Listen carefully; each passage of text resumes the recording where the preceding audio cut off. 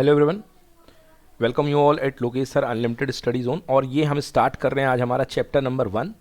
Okay, तो इसके पहले तो ये ऑब्जेक्टिव क्वेश्चंस है, ये जो हम ऑब्जेक्टिव लास्ट में करते हैं जब चैप्टर हमारा कंप्लीट हो जाता है। ऑब्जेक्टिव के बाद यहाँ से हमारे चैप्टर के सब्जेक्टिव क्वेश्चन स्टार्ट हो रहे हैं। चैप्टर का नाम है बच्चों current electricity. Specially MP boards के लिए ये क्वेश्चंस बहुत इंपॉर्टेंट है, तो हेडिंग डाल लीजिए आप लोग अपनी कॉपी में, करंट इलेक्ट्रिसिटी। तो एक कंसाइज स्टडी मैं आपको यहाँ पे करा रहा हूँ कि इलेक्ट्रिसिटी का मोटा मोटा आइडिया और इसके सारे इंपॉर्टेंट क्वेश्चन। तो सबसे पहले मैं बात कर रहा हूँ दोस्तों, करंट क्या होती है। Okay, what is electric current. ये देखिए 2 मिनट रुकिए, हाँ ठीक हो गया। तो व्हाट इज़ इलेक्ट्रिक करंट, तो इलेक्ट्रिक करंट क्या हुआ करती है, इस चीज़ को जानिए।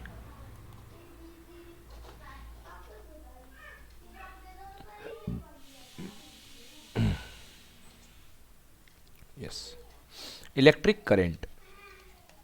ओके, करंट का मतलब क्या होता है बच्चों, लिख लीजिए कॉपी में, rate of flow of charges. Rate of flow of charges, rate of flow of charges, charges के भागने की जो रफ्तार होती है, that is called electric current. Okay, तो अगर टी टाइम में क्यू चार्ज, टी टाइम में Q amount of charge, what is charge, charge is equals to N E. Charge क्या होता था, collection of some electrons. Okay, मतलब कुछ इलेक्ट्रॉनों की जो गुच्छा हुआ करता था, जो कलेक्शन होता था, दैट इज कॉल्ड चार्ज। तो ऑब्वियसली बात है भाई, कंडक्टर में तो फ्री इलेक्ट्रॉन ही होते हैं। चार्ज कौन होते हैं, फ्री इलेक्ट्रॉन। तो अगर टी टाइम में क्यू चार्ज पास आउट हो जाता है, तो यूनिट टाइम में कितना चार्ज पास आउट होगा इस कंडक्टर के cross, Q by T, Q by T. तो यूनिट टाइम में क्यू बाई टी चार्ज पास होगा। So this amount of flow of charge in unit second unit time is called current. तो what is current? Current is the rate of flow of charges. Charge के भागने की रफ्तार क्या होती है, उसको हम बोलते हैं इलेक्ट्रिक करंट। ओके, ये कहलाता है इलेक्ट्रिक करंट। अब आइए अपने क्वेश्चन, तो इसकी यूनिट बना देता हूँ मैं साथ साथ में। I is equal to Q by T. बेटा क्यू को नापा जाता है कूलम में और टी को नापा जाता है सेकेंड में। तो coulomb per second, that is called, coulomb per second को बोलते हैं बेटा ampere. Okay, in the honour of Andre Marie Ampere, the unit of current is given by ampere. Okay, और इसका डायमेंशन फॉर्मूला होता है ए की पावर 1। इसमें मास भी नहीं है, लेंथ भी नहीं है, टाइम भी नहीं है, तो इसका फॉर्मूला क्या होता है, ए की पावर 1। तो ये तो हो गई भाई करंट के बारे में बात, है ना। ये हो गई अपनी करंट, इलेक्ट्रिक करंट, ठीक है ना। देन चलिए आइए बात करते हैं। तो पहला क्वेश्चन हमारे पास आ रहा है, पहला क्वेश्चन है भाई ये हमारे पास कि to flow current in a conducting wire, how much charge is present in it. किसी कंडक्टिंग वायर में इसके फ्लो के दौरान कितना चार्ज प्रेजेंट हुआ करता है। ये अपने पास कोई कंडक्टिंग वायर है बच्चों, ये मान लीजिए 2 पार्ट हैं, ए और ये पार्ट है बी। तो अगर कभी भी इलेक्ट्रॉन फ्लो हो रहा है बच्चों, तो याद रखिएगा किसी भी पॉइंट पर चार्ज एक्यूमुलेट नहीं होता, मतलब रुकता नहीं है। तो आप कंडक्टर के किसी भी पॉइंट की बात कर लेंगे, पूरे कंडक्टर में नेट चार्ज कितना होता है, 0, क्योंकि कहीं पर भी इलेक्ट्रॉन रुकता ही नहीं है। रुकता तो चार्ज होता, अब यहाँ पे कहीं भी इलेक्ट्रॉन रुकता नहीं है, तो जो कंडक्टर का चार्ज माना जाता है वो क्या माना जाता है, 0। तो आंसर है देखिए, on flowing current through a conducting wire charges becomes 0। समझ गए ना। तो कंडक्टर के ऊपर रिसाइड करने वाला जो चार्ज होता है वो क्या होता है, 0 होता है। चलिए question number 2, what why metre bridge is known by these name. चलो भाई इसको ड्यू कर लो, ये बाद में पढ़ेंगे हम लोग, अभी ये आया नहीं है। ओके, तो इसको हम बाद में कर लिया, ड्यू मार दिया।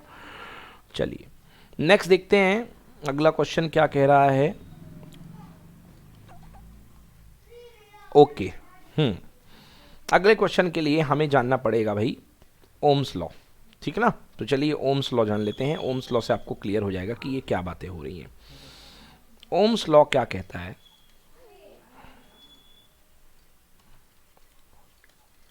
ओम्स लॉ ये कहता है कि किसी भी, जैसे कि आप मान लो ये आपके पास कोई वायर है, ओम्स लॉ का सिंपल कहना है V is proportional to I, V is proportional to I. मतलब कि the potential drop across any conductor is proportional to current flowing across it.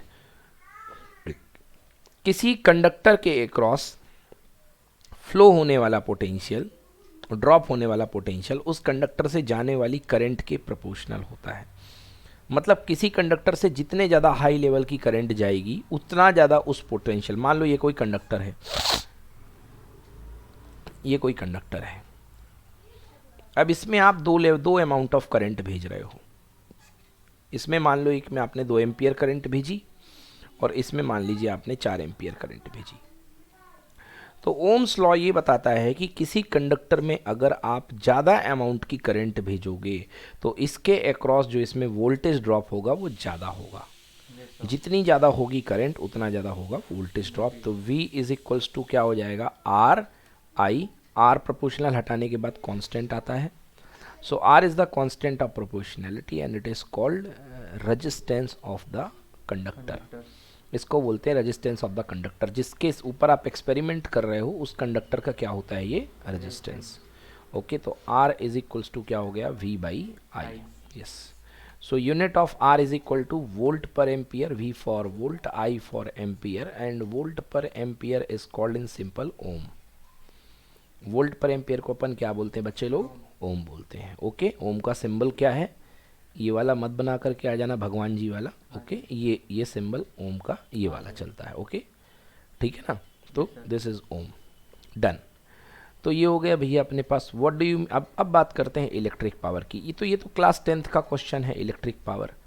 What is electric power. ए power होती क्या भाई, rate of consumption of energy is called power. भाई power का formula अपन बचपन से पढ़ते आ रहे हैं कि what is power, power is equal to work per unit time. Okay, rate of consumption of energy is called power. But यहाँ पर क्या कह दो, एनर्जी की जगह कह दो इलेक्ट्रिकल एनर्जी। तो what is power, it is the rate of consumption of electrical energy. Okay, it is the rate of consumption of electrical energy. मतलब इलेक्ट्रिकल एनर्जी के खर्चे की क्या रेट है, कंज्यूम होने की क्या रेट है, किस रेट से खर्च हो रहा है, that is called electrical power. समझ गए ना, एनर्जी किस रफ्तार से आपकी बर्बाद हो रही है, कंज्यूम हो रही है, कंज्यूम हो रही है, उसको कहते हैं अपन इलेक्ट्रिकल पावर। ओके, तो P is equal to V I और W by T. P is equal to W by T. Okay, चलो फॉर्मूला बना देता हूँ P is equal to W by T से। और आप जानते हैं कि V इक्वल्स टू क्या होता है, W बाई क्यू। तो W इज इक्वल टू क्या हो जाएगा, क्यू भी। तो ये क्या हो गया, Q into V whole divided by T. अब ये Q को T से डिवाइड कर दो। तो Q को T से डिवाइड कर दिया तो क्या हो गया, I इंटू वी। मतलब कि P इज इक्वल्स टू कितना आ गया बेटा, V I. P is equals to कितना, वी आई आ गया। P is equals to V I. तो ये पावर का फॉर्मूला बन गया, इसे बोलते हैं voltage into current, P is equals to V I. अब हम जानते हैं भाई ओम्स लॉ। ओम्स लॉ से क्या होता है, V is equal to R I. तो V की जगह पे आर आई प्लेस कर दो तो so simple, V is equals to R I. तो यहाँ पे हो जाएगा आर आई और साथ में एक और मल्टीप्लाई ये वाला I. So it will become I square R. तो P का एक फॉर्मूला क्या निकल गया बच्चों, P is equal to I square R. Done, clear है। ओके, एक और फॉर्मूला बना सकता हूँ मैं, P is equal to V I है तो वी आई लिख दो। And by the Ohm's law you can place I is equals to क्या होता है बेटा, V बाई आर। अरे V equals to I R हुआ तो I इक्वल्स टू क्या हो गया, V बाई आर। तो प्लेस कर दिया तो ये फॉर्मूला बन गया P इज इक्वल्स टू कितना, V square upon are.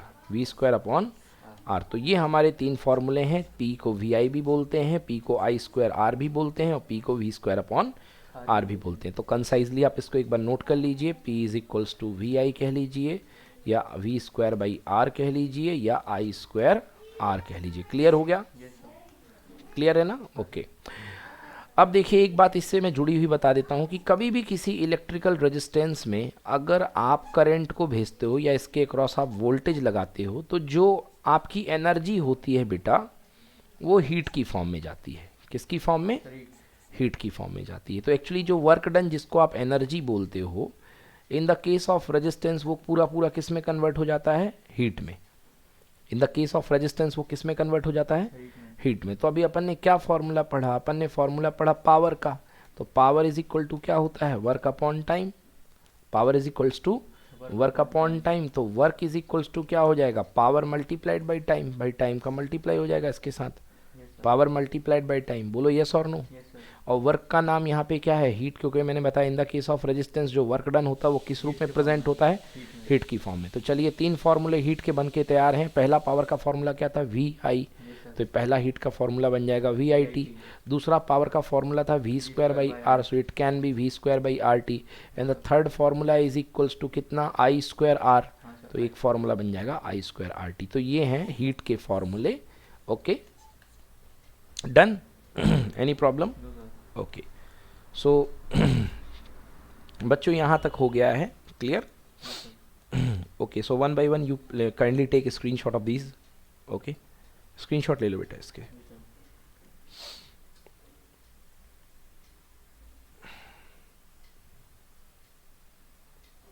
Flash of करके ले सकते हैं आप लोग स्क्रीनशॉट।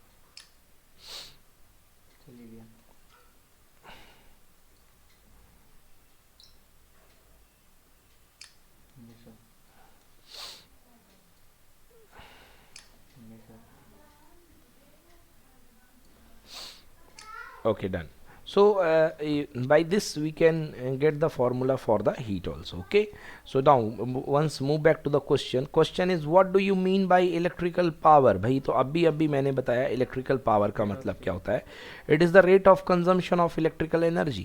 राइट इट्स यूनिट, तो भैया पावर की यूनिट तो वाट होती है, कोई उसमें शक वाली बात ही नहीं है। So any electrical circuit the rate of energy decay, decay मतलब कंजम्पशन, डीके मतलब नीचे गिरना है एनर्जी का, is called electrical, it is called power, its unit is watt. So simple बन जाएगा ना, मैंने तो और अच्छी डेफिनेशन बताई है। चलिए नेक्स्ट, टाइम ऑफ रिलैक्सेशन क्या होता है? ये टाइम ऑफ रिलैक्सेशन क्या होता है and on which factor relaxation time depend on. देखिए रिलैक्सेशन टाइम क्या होता है मैं आपको बता देता हूँ, इसको समझिए। ये आपके पास बेटा मटेरियल कंडक्टर है, ये आपके पास क्या है? मटेरियल कंडक्टर है। ओके ये मान लीजिए कोई इलेक्ट्रॉन है, ये मान लीजिए कोई इलेक्ट्रॉन है। एक मटेरियल के अंदर बहुत सारे इन्यूमरस अलॉट ऑफ अनगिनत इलेक्ट्रॉन्स हुआ करते हैं, बोलो यस और नो? अनगिनत इलेक्ट्रॉन, आगे पीछे हर तरफ इलेक्ट्रॉन ही इलेक्ट्रॉन होते हैं। अब क्या करते हैं बेटा, जब आप इसको कनेक्ट करते हैं प्लस से और इसको कनेक्ट करते हैं माइनस से, तो आपने कहते हैं हमने इसमें वोल्टेज लगाया। क्या लगाया? वोल्टेज आपने वी लगाया। ये प्लेट प्लस है, ये प्लेट माइनस है, तो प्लस प्लेट के प्रभाव से यहाँ पर कौन सी पोलैरिटी जनरेट होगी? प्लस, और यहाँ पर कौन सी पोलैरिटी जनरेट होगी? माइनस। अब ये हो गए माइनस, और आपको पता है कि इलेक्ट्रॉन के ऊपर कौन सा चार्ज होता है? माइनस। तो ये इसको रिपेल करेगा, इस माइनस को क्या करेगा? रिपेल करेगा। और ये जो प्लस है ये क्या करेगा? अपनी तरफ बुलाएगा कि सारे इलेक्ट्रॉन मेरे पास में आ जाओ।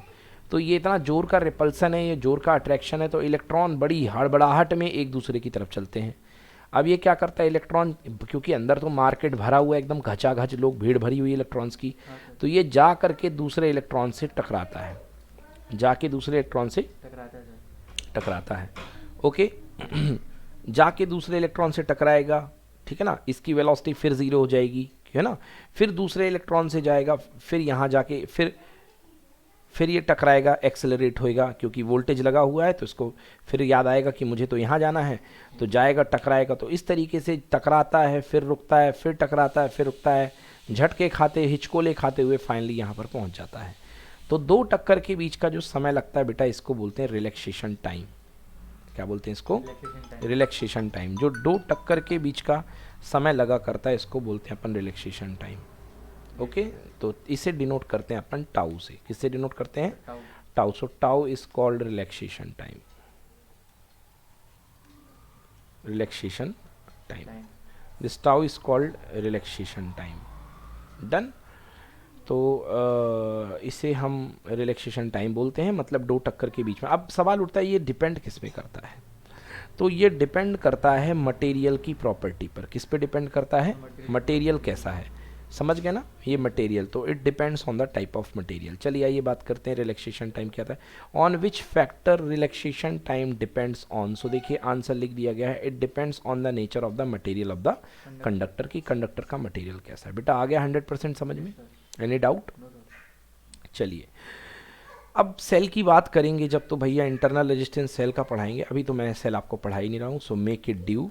ओके ये आपका ड्यू है। एंड देन मीटर ब्रिज, ये भी आपका ड्यू है भाई, अभी नहीं पढ़ा रहा हूँ मीटर ब्रिज, अभी तो बहुत दूर है हम लोग मीटर ब्रिज से। चलिए रैंडम क्वेश्चन है। Okay so D for due. Okay come to the next one बेटा, व्हाट इज करंट। आ गए भाई। चलिए शॉर्ट आंसर क्वेश्चन 3 से 4 मार्क्स वाले क्वेश्चन है ये. What is current, write its unit.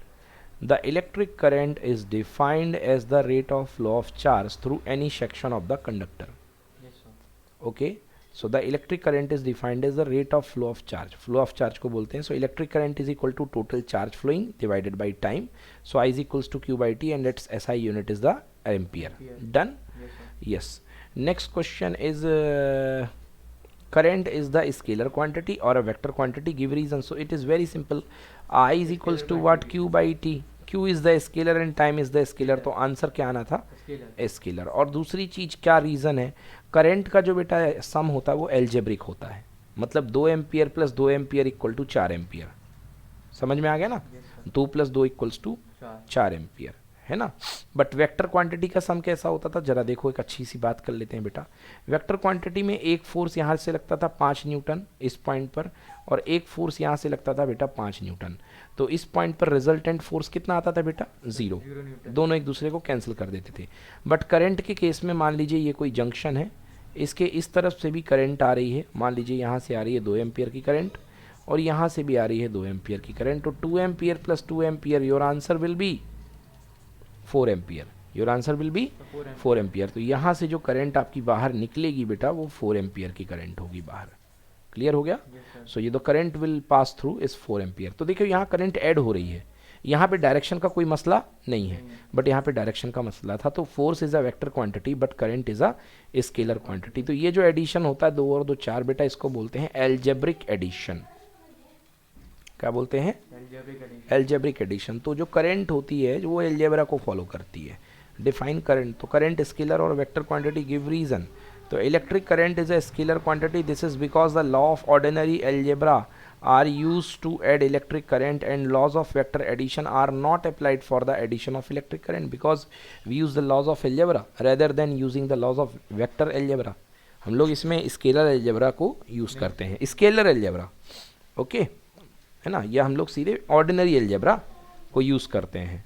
हम लोग इसमें वेक्टर एडिशन का इस्तेमाल नहीं करते. तो ये कैसी क्वांटिटी हुई भैया? Scalar quantity. Define current density. It is a scalar quantity और vector quantity. Write its unit. हाँ बेटा, ये क्वेश्चन इंपॉर्टेंट भी और धोखेबाज भी है. आईएमपी इसमें धोखा होता है, इसलिए that's why I said it धोखेबाज. ओके, करंट डेंसिटी क्या होती है बेटा? करंट डेंसिटी का मीनिंग क्या होता है? करंट डेंसिटी बेटा, मान लो ये कोई क्रॉस सेक्शन एरिया ए है. ये क्रॉस सेक्शन एरिया क्या है? ए. इससे इस क्रॉस सेक्शन एरिया के परपेंडिकुलर जो है करंट निकल रही है. कितनी करंट निकल रही है? आई. कितनी करंट निकल रही है? आई. तो अगर ए क्रॉस सेक्शन एरिया से आई करंट पास थ्रू होती है तो यूनिट क्रॉस सेक्शन से कितनी करंट पास होगी? आई अपॉन ए. तो यूनिट एरिया से जाने वाली करंट को ही हम बोलते हैं बेटा current density. So J equals to I by A. Current density is equals to I by A. तो ये जो होती है एक वेक्टर क्वांटिटी हुआ करती है. क्या होती है ये? Vector quantity. आइए पढ़ते हैं. So what is current density? Define current density. Is it a scalar or vector? Current density at a point in a conductor is defined as the amount of current flowing per unit area of the conductor held perpendicular to the flow of current. Held perpendicular to the flow of current. मतलब current density केवल जिसमें current जो होती है वो वही define होगी current density जो करंट परपेंडिकुलर निकल रही है. समझ में आया ना? करंट जो है परपेंडिकुलर निकल रही. Current density at any point of a conductor is defined as the amount of current flowing per unit area. मतलब इस पॉइंट पर जो करंट डेंसिटी होगी वो उस पॉइंट से जाने वाली करंट और पर यूनिट एरिया का रेशो, पर एरिया का रेशो होगा. बट याद रहे कि जो करंट है उसके लिए शर्त है कि वो हमेशा इस एरिया के परपेंडिकुलर होना चाहिए, तभी वही करंट को आप लोगे.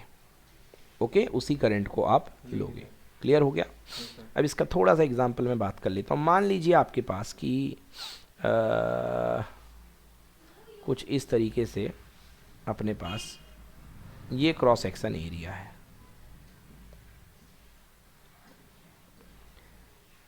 ये क्रॉस सेक्शन एरिया है आपके पास में. ओके, ये क्रॉस सेक्शन एरिया आपके पास में है. अब इस एरिया का देखिए, एरिया वेक्टर इसका कहाँ टूटेगा? ये होगा. अब करंट मान लीजिए इस डायरेक्शन में आ रही है, ये करंट आ रही है, ऐसी आ रही है. तो ये एंगल बन गया कितना? थीटा. तो ये करंट तो परपेंडिकुलर थोड़ा ना हुई इस सरफेस के, बताओ इस पॉइंट पे परपेंडिकुलर होने के लिए मुझे एरिया की तरफ इसका कंपोनेंट तोड़ना पड़ेगा। समझ में आया? तो एरिया की तरफ इसका कंपोनेंट क्या टूटेगा, आई कॉस थीटा। क्या टूटेगा? आई का तोड़ रहा हूँ ना, आई कॉस थीटा। समझ में आ गया? तो अब करंट डेंसिटी क्या बनेगी, इस पॉइंट का एरिया ए है, so J is equals to बनेगी I cos theta multiply divide by A. Okay, तो ये अपने पास I by A, J equals to I into A exactly.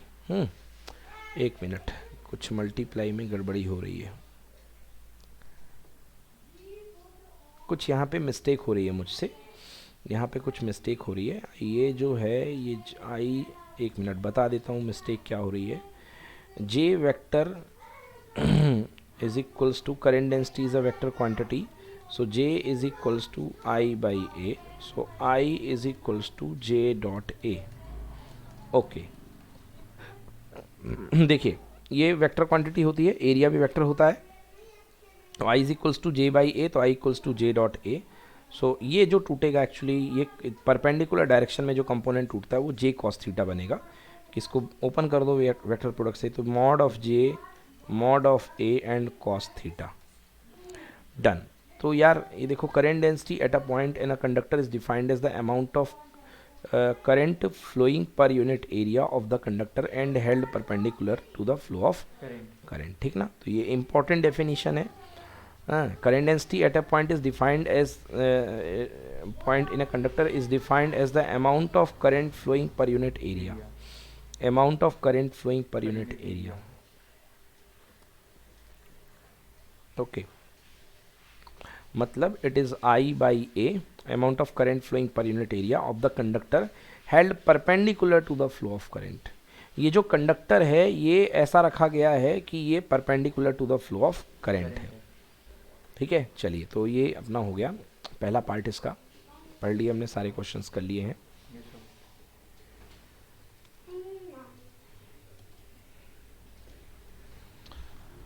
Okay, तो करंट डेंसिटी सीख ली हमने, और बताइए इसमें कोई प्रॉब्लम आपको?